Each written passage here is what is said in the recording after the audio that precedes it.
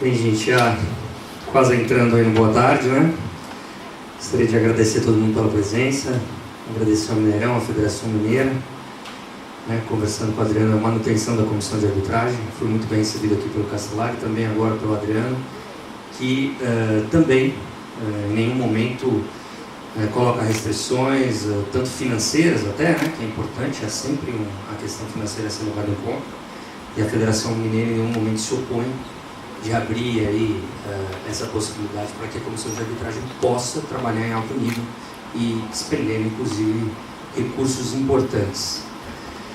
Bem, esse ano a gente vai ter aí a situação inédita do Campeonato Mineiro, que vai ser o uso do VAR, tão conhecido já para o público mundial. Na minha opinião, algo irreversível no futebol. Acho que traz garantia, acho que traz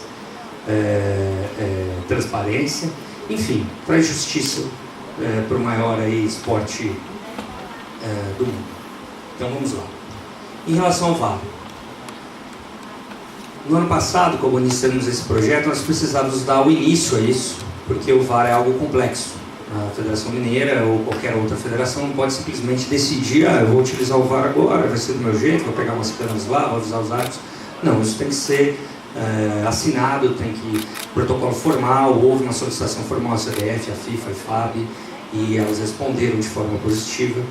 Tivemos aí uma reunião, um discurso no Rio, com membros da FIFA, da IFAB, para que tudo isso fosse alinhado, e todos os pré-requisitos estão sendo cumpridos, porque é algo vivo, né? A todo momento você tem que adaptar algo, é algo realmente muito grande, não é simples, exige aí condição técnica, exige formação dos profissionais, inclusive profissionais que fazem a utilização desses vídeos do replay, são profissionais específicos, né?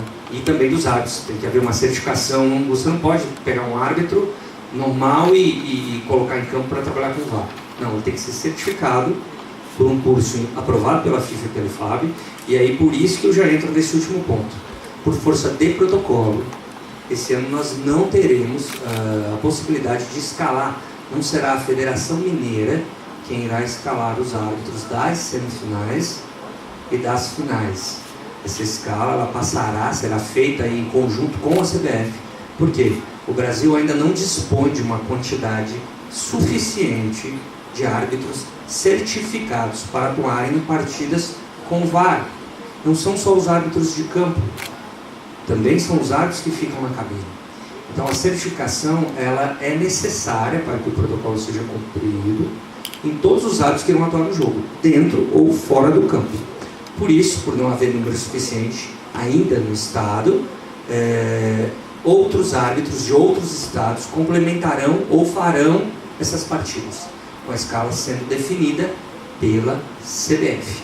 É um primeiro ano, é algo novo, é algo caro, né? Precisamos de tempo, não é só dinheiro, não é só dinheiro. Você precisa de disponibilidade das pessoas certificadas virem dar o curso no Brasil. Então, e o mundo todo agora demanda pelo VAR. Então, quando você entra numa fila de certificação, você não entra numa fila de certificação com o Brasil, você entra numa fila de certificação com o resto do mundo. Os instrutores que vieram da FIFA, eles estão percorrendo o mundo, ele tinha acabado de chegar da China. Então, há uma fila. Então, acreditamos que durante esse ano de 2019, o Brasil irá certificar mais árbitros. E para informação, não basta só certificar, esses árbitros são avaliados. Nem todos os árbitros que conseguem ter boas atuações dentro do campo, sem o VAR, conseguem ter uma atuação em alto nível com o VAR. Nós precisamos de valências diferentes. A forma de se atuar, de apitar um jogo, ela mudou. Então, além de certificar os árbitros, nós precisamos monitorá-los e avaliá-los. E nem todos vão ficar aptos. Então aqui, o número de árbitros. Às vezes as pessoas questionam: poxa, mas é muita gente. Então, é o número mínimo dentro de toda a necessidade. Nós precisamos de uma sala de VAR. Nós precisamos primeiro de todos os técnicos para montar isso. Aí vocês até sabem melhor que eu, a imprensa sabe, né? Aí vocês são especialistas no assunto. Toda a estrutura para que você ter vídeos, cabos, microfones, aparelhos de comunicação, para se montar isso, manter isso sem falha. E operadores de vídeo, operadores de replay, os operadores de replay também são capacitados para atuarem com o VAR. São coisas diferentes. Então o número de pessoas é o mínimo. Então nós temos ali um árbitro principal, temos um assistente e temos um árbitro, 3 árbitros na sala. Por quê? Porque se o árbitro principal precisar visualizar algum lance, o jogo está correndo. Outro árbitro precisa assumir. Para quê? Para não deixar descoberto aquele momento do jogo. Então é algo realmente extremamente complexo e vivo. Por que vivo? Porque isso está sendo implementado em alto nível e erros, inevitavelmente, falhas ocorrerão. Tudo que se é feito, geralmente se começa na categoria mais baixa e vai se testando. O VAR teve que ser ao contrário, em virtude do alto custo, ele precisou primeiro, ele precisa ir para categorias altas, futebol em alto nível, porque é o único futebol que suporta esse tipo de custo. Não podemos montar uma estrutura de 100 mil reais para testar um jogo de base. Até poderíamos para um jogo, mas fazer um campeonato inteiro, como? Isso é possível. Você precisa aprender, né? Às vezes eu ouço uma expressão quando um técnico é trocado e tal, tem que trocar o pneu do carro andando, né? Às vezes os jornalistas usam analogia, e é mais ou menos isso com o VAR. Os árbitros estão aprendendo em alto nível, e isso às vezes gera uma exposição grande para eles e até para o próprio VAR, e a gente está consciente disso.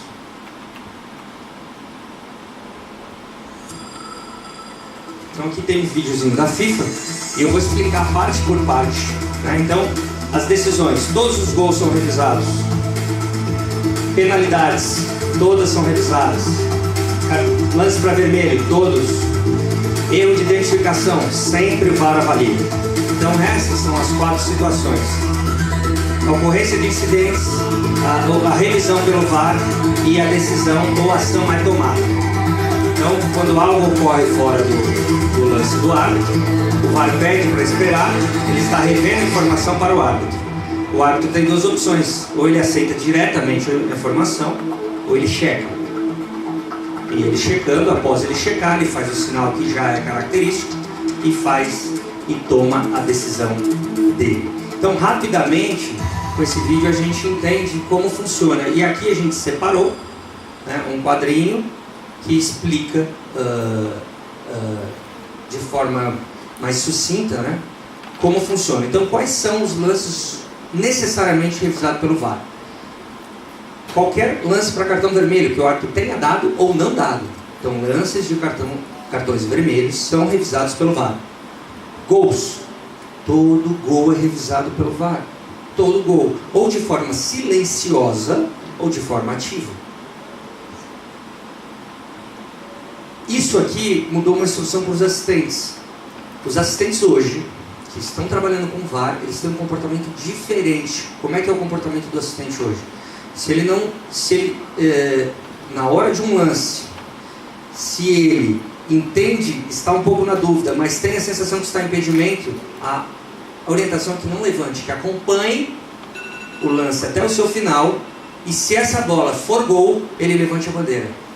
Por que ele não vai assinalar o impedimento no momento anterior? Porque se ele assinalar, a jogada é interrompida. E aí, se ocorrer, não pode ser restabelecida daquela mesma forma. Então, a orientação é que ele deixe seguir, e só após o gol ele levante. Por quê? Para dizer o seguinte: olha, eu tenho a sensação que é impedimento. Peço que aguarde, que o VAR vai checar. Aconteceu um lance desse, se eu não me engano, no Chapecoense, São Paulo, eu não lembro muito bem. Os lances já estão ficando comuns, né? Então, qualquer incidente, o pênalti, toda a penalidade dada ou não dada, identidade equivocada, o VAR vai entrar. Ou de forma silenciosa, a gente chama de checagem silenciosa, ou de forma mais aberta. O que é a forma mais aberta? É o árbitro. Espera aí, eu vou precisar de mais tempo. O árbitro para, né? Vocês já viram, espera aí que eu estou checando. E aí ele aceita a informação direta ou ele vai checar naquela tela fora do campo. Então, qualquer um desses 4 incidentes, nós temos alguns caminhos. O árbitro vai sempre tomar uma decisão. O árbitro ele vai continuar com aquele instinto dele.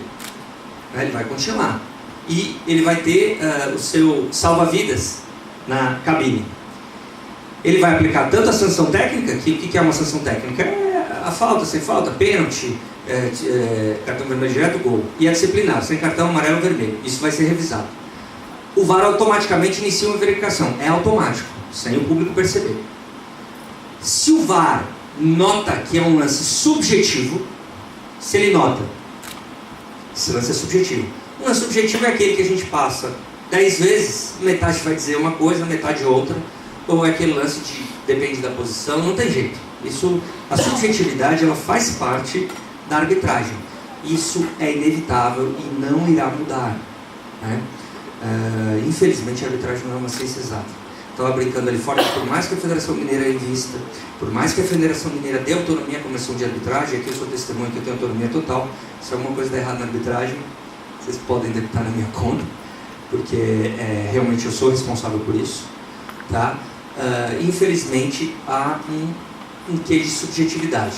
Então, se o árbitro, o VAR, ele acha que o lance é subjetivo, ele não vai intervir e a comunicação, a checagem está concluída. Ok? Se ele vê, há um erro claro, há um erro de identificação, essa bola entrou e ele não deu, houve uma penalidade, ou ele marcou uma penalidade dentro e é fora, ele fala, opa, isso aqui há erro. Ele intervém. Bozano, você deu um pênalti que foi claramente fora da área. Aí eu tenho no campo uma opção. Ou eu confio diretamente no VAR e já coloco fora da área, ou eu, para ficar mais seguro, dou uma olhada na TV. Isso é uma opção do árbitro no campo. No campo. Ele vai analisar se ele quer ver naquela telinha ao lado do campo, ou se ele vai acatar diretamente a decisão do árbitro que está na sala de VAR. Às vezes o árbitro tem uma sensação. Nós optamos por... Eu ainda uso o nosso como se eu estivesse atuando ainda. Mas é normal, né? Eu acho que você, quem tem uma profissão assim, acaba sempre atuando dessa forma. Então o árbitro, muitas vezes, eu já fiz muito isso, a gente atua por instinto também. O instinto do árbitro, ele nos leva a tomar decisões. É a experiência, né? E às vezes nós temos sensações, a gente brinca que meio pênalti não é pênalti, né? É um jargão nosso. Não é pênalti, é copo quebrado, não é copo trincado. Na nossa época, antes do VAR, você não podia, para você ter um instinto, tinha que ser um instinto forte. Hoje um instinto leve já pode salvar o árbitro. Você pode ter aquela sensação e falar, eu mesmo dentro do campo, se eu fosse árbitro, falar, peraí, só um pouco, segura o escanteio aqui, porque eu estou na dúvida. VAR, você providencia já o lance para mim que eu estou indo lá checar. Então, se o árbitro suspeita que ele teve um equívoco, ele pode solicitar uma revisão. E aí ele vai na TV para confirmar ou não se aquele instinto, se aquela suspeita dele de dentro do campo, ela era ou não era para uma decisão diferente dele. Então, em linhas gerais, é algo assim, para mim, fabuloso. É uma tranquilidade, tanto para os dirigentes quanto para os árbitros. E eu imagino todo mundo que gosta de um futebol justo, bem jogado, os clubes, imprensa, torcedores, enfim. Eu acho que é algo realmente que vem para ficar. E eu fico muito feliz que a Federação Mineira tenha investido nisso, porque já vamos iniciar o campeonato agora, estamos há poucos dias, né, de se iniciar isso, e já sabemos que teremos essa segurança nas partidas decisivas e podemos aí trabalhar com uma carga emocional para o árbitro menor, de pressão. Bem, essa era a minha parte, né? Simples, mas complexa ao mesmo tempo, né? Em linhas gerais, realmente essa é a principal mudança na arbitragem mineira e, claro, né, isso vai se permear, está se permeando não só pelo país, como pelo mundo inteiro, né? Então eu fico à disposição de vocês aí para qualquer dúvida ou questionamento, se houver.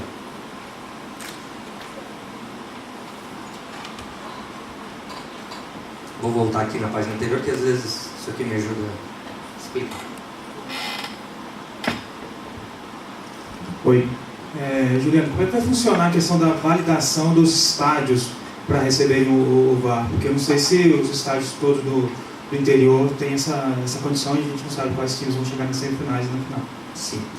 Esses protocolos são muito rígidos. O protocolo do VAR é muito rígido, tanto pela FIFA quanto pela FAB. A FAB manda representantes, a FIFA também. Eles nos acompanham junto com a CBF, corpo a corpo. Em relação à certificação dos estádios, nós em Minas Gerais temos apenas aqui o Mineirão certificado já, que inclusive já utilizou o VAR.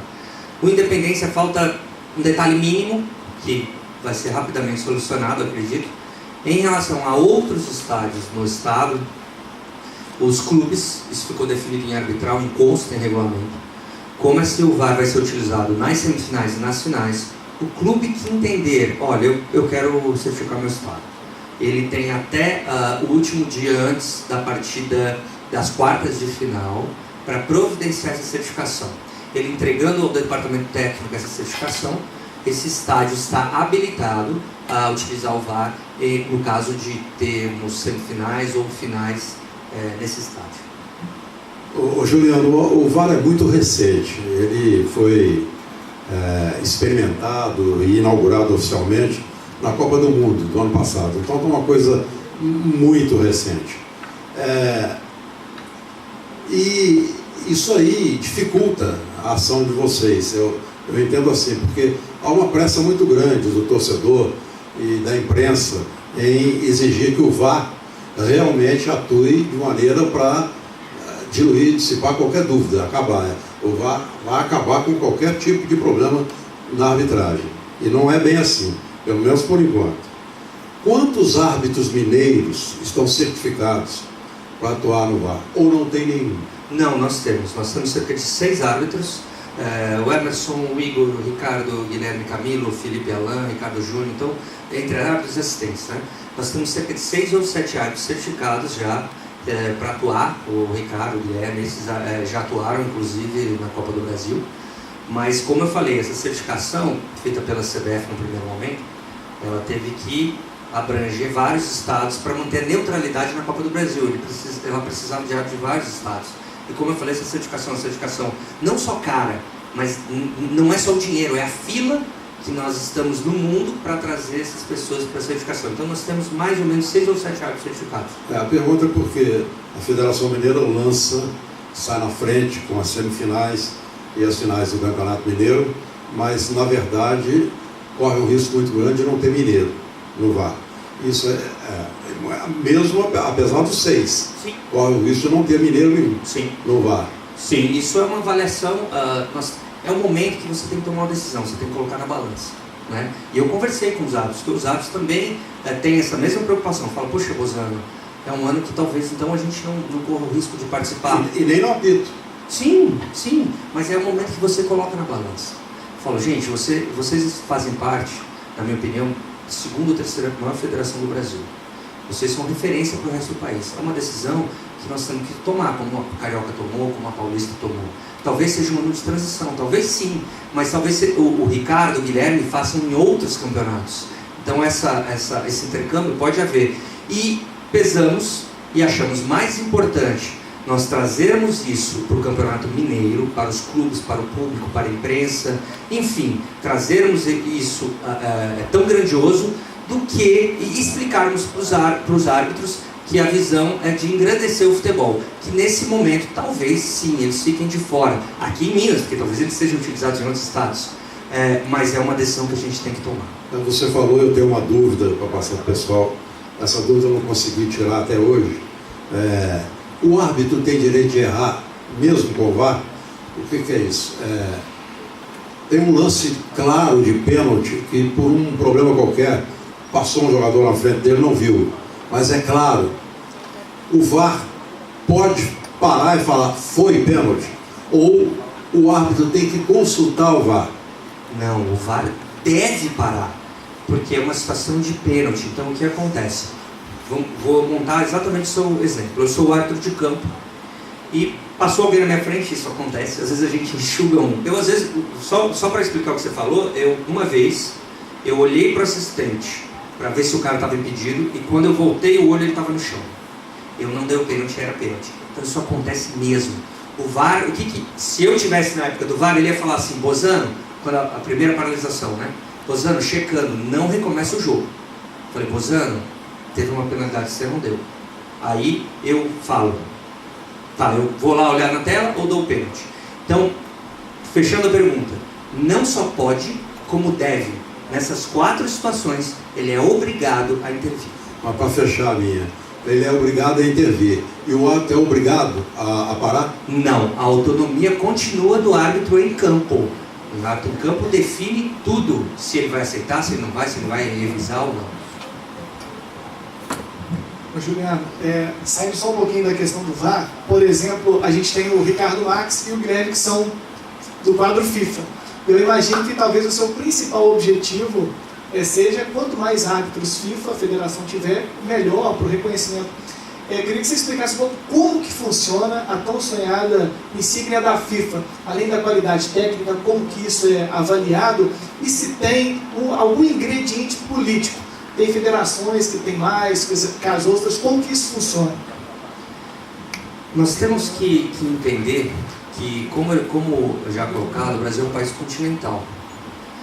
Quando você vai a uma Copa do Mundo, a FIFA distribui a vaga numa Copa do Mundo. Ela distribui entre a Oceania, entre a Ásia, entre as Américas e a África e a Europa. Árbitros internacionais são mais ou menos assim. Então você pega os melhores árbitros dentro de regiões.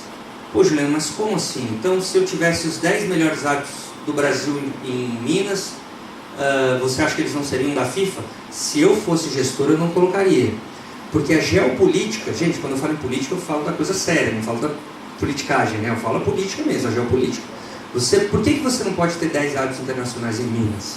Porque se o Cruzeiro decidir uma final com o Corinthians, se o Atlético definir uma final com o Grêmio, quem vai apitar esse jogo? Né? Mesma coisa a Copa do Mundo. A FIFA ela pega os melhores da Oceania, os melhores da África, os melhores da América, da Europa. Por quê? Vamos supor que você tenha uma partida final entre Alemanha e Brasil e você só levou árbitros sul-americanos e europeus. Você tem a questão da neutralidade que tem que ser avaliada no futebol. Infelizmente, nós ainda não temos culturalmente maturidade cultural para entender que um árbitro possa fazer o trabalho dele da melhor forma. Eu noto essa maturidade cultural em relação aos jogadores. Eu vejo, por exemplo, o Romário defendeu quase todos os grandes do Rio. O próprio Fred defendeu. As torcidas, culturalmente, elas entendem isso. Que o atacante veste a camisa de um e do outro e vai agir profissionalmente. E do árbitro isso não é entendido. O torcedor não entende que o árbitro também tem atividade de árbitro e vai fazer daquilo da melhor maneira possível, independente do clube que for, como o jogador faz. Então, isso é em virtude da geopolítica. Isso é necessário. Nós temos que ter árbitros internacionais em todos os países, em todas as regiões, para que a neutralidade seja alcançada. Então, como é que um árbitro chega à FIFA? Ele chega com o seu trabalho técnico, o seu trabalho físico, o seu trabalho psicológico reconhecido dentro de um país pela sua entidade nacional. E aí ele ascende ao quadro da FIFA. Respondi? Juliano, bom dia. A minha pergunta é o seguinte. Eu estava ouvindo sábado, em altas horas, eu vi uma entrevista com o Arnaldo César Coelho, certo? E ele falou sobre o VAR. Deu um depoimento sobre o VAR. E eu acho que foi um depoimento bacana. E a minha pergunta, em cima do depoimento dele, eu queria ouvir a sua posição sobre o VAR. A gente tem visto nos últimos jogos que tem usado VAR, alguns árbitros até se intimidando em tomar algumas decisões porque tem o acompanhamento do VAR, né? Em lances capitais, como está descrito aí, cartão vermelho, gol, pênalti e identificação equivocada, como é que ficaria a interpretação? Porque o Arnaldo, segundo a visão do existe, interpretação é individual, é DNA. Cada um tem a sua interpretação. Para mim foi mão, para o meu amigo Paraná não foi, para o Juliano foi mão, para o Afonso Celso não foi. Então, diante disso, você acha que os árbitros estão meio que acometidos em decidir na hora as decisões interpretativas? Bem, como eu falei, a gente está tendo que trocar o pneu com o carro andando, usando uma analogia quando às vezes vocês fazem para técnicos. Os árbitros estão aprendendo a lidar com o VAR e as entidades vão detectar o árbitro que não titubeia, vamos dizer assim, que não fique inseguro com o VAR. E eles vão sendo selecionados para atuar com o VAR. E nesse lance específico a gente cai aqui, ó, o lance não claramente errado. Então, se o árbitro tiver a interpretação dele, o VAR vai entender que é um lance interpretativo e ele não vai intervir. Então, e essa essência que você falou, da interpretação subjetiva do árbitro, não, eu tenho essa sensação, isso não muda em nada e não deve mudar. Se mudar, a entidade vai detectar, ou vai falar com o árbitro para que ele se adeque, ou ele não vai trabalhar em partidas de VAR. Mas, nessas quatro situações, isso ele vai ter que saber lidar com isso. Juliano, no ano passado, quando surgiu, a gente está nessa onda do VAR, né? Quando surgiu essa possibilidade para as competições nacionais, a gente teve na Copa do Brasil e tudo mais, e aí os clubes se opuseram justamente porque os custos seriam todos deles, e os valores foram externados, de 40 mil por partida, enfim.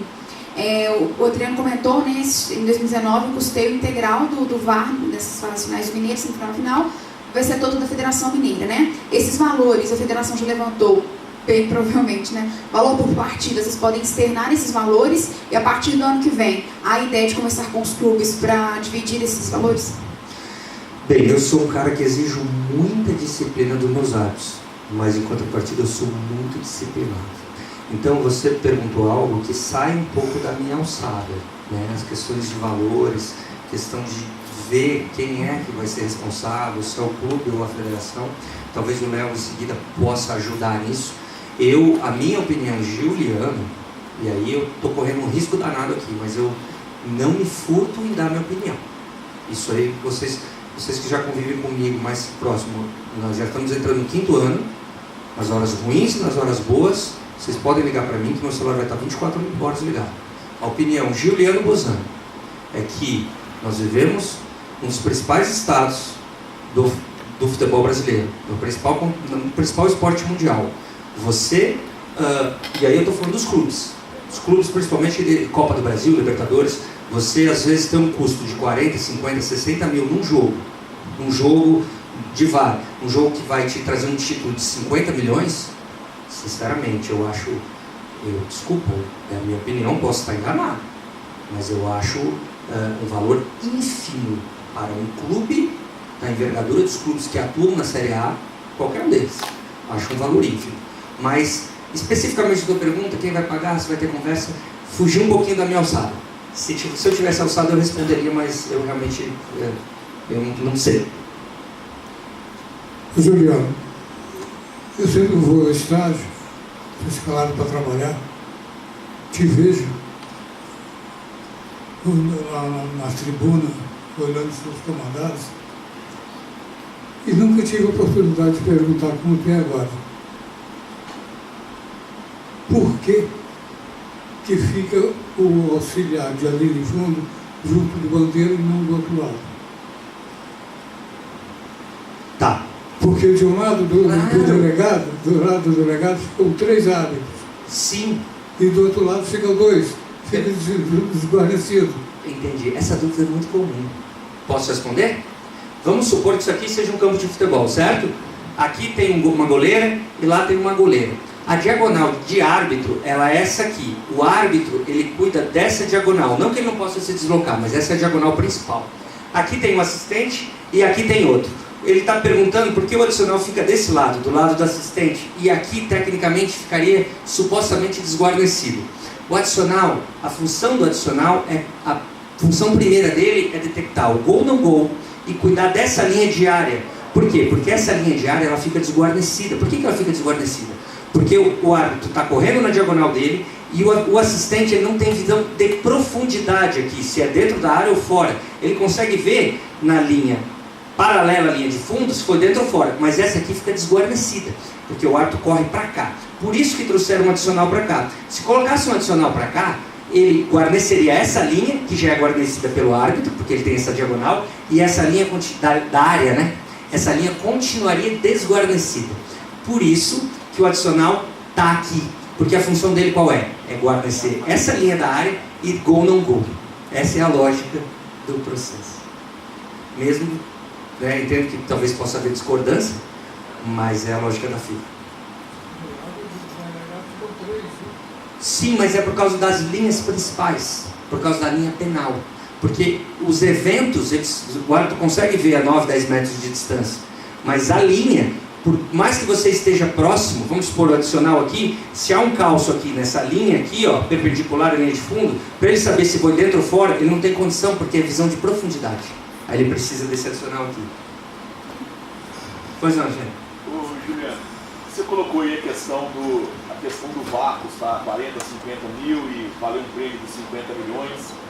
E o Adriano Aro antes colocou a questão aí do que significaram aqueles gols do Corinthians no segundo tempo na final contra o Cruzeiro. Sim. E o primeiro gol do Corinthians foi de um pênalti, em que o VAR foi acionado pelo árbitro de vídeo num lance não claramente errado, que foi o lance do Thiago Neves com o Ralf. Então, pegando isso tudo, o que significaram os dois gols, principalmente o primeiro, que foi de um lance que não foi pênalti e o VAR chamou o árbitro para marcar o pênalti.